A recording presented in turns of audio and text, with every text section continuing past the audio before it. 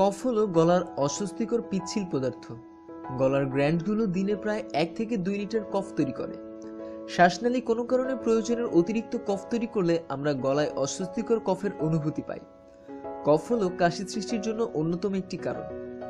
এর দ্রুত চিকিৎসা না হলে এটি দ্বারা শ্বাসযন্ত্র আক্রান্ত হওয়ার আশঙ্কা থাকে।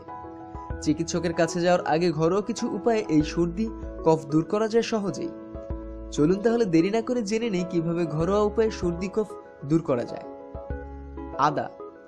এটি পাত্রে পানি নিয়ে 1 টেবিল চামচ আদা কুচি মেশান। এবার এটি ঢাকনা দিয়ে ঢেকে 5 মিনিট জাল দিন।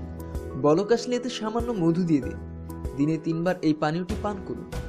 এছাড়া 1 চা চামচ আদা কুচি, গোলমরিচের গুঁড়ো এবং লবঙ্গের গুঁড়ো দুধ অথবা মধুর সঙ্গে মিশিয়ে নিন। এবার এই মিশ্রণটি দিনে 3 বার পান করুন।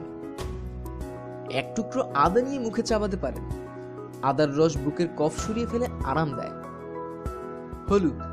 হলুদে থাকা কার্কুমিন উপাদান বুক থেকে কফ সরিয়ে ফেলে। এর অ্যান্টি ইনফ্ল্যামেটরি উপাদান গলা ব্যথা, বুক ব্যথা দূর করে। 1 গ্লাস কুসুম গরম পানিতে 1 চিমটি হলুদের গুঁড়ো মিশিয়ে নিন। এটি দিয়ে প্রতিদিন কুলকুচি করুন। এছাড়া 1 গ্লাস দুধে আধা চা চামচ হলুদের গুঁড়ো মিশিয়ে জাল দিন।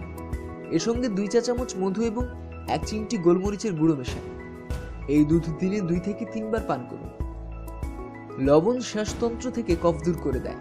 বুকের সর্দি কফ দূর করতে সহজ এবং সস্তা উপায় হলো লবণ পানি। 1 গ্লাস কুসুম গরম পানির সঙ্গে 1 চা চামচ লবণ মিশিয়ে নিন। এটি দিয়ে দিনে 2 থেকে 3 বার কুলকুচি করুন। লেবু পানিতে 1 চা চামচ মধু মিশিয়ে পান করুন। মধু শ্বাসযন্ত্রের ব্যাকটেরিয়া ধ্বংস করতে সাহায্য করে।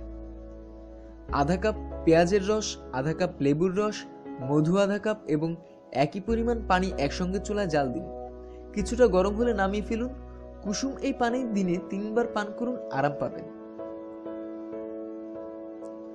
আমি যতগুলো বিষয় বললাম তার থেকে একটি বিষয় যদি আপনি ফলো করেন তবেই আপনি মুক্তি পাবেন 2 দিনেই কফ থেকে।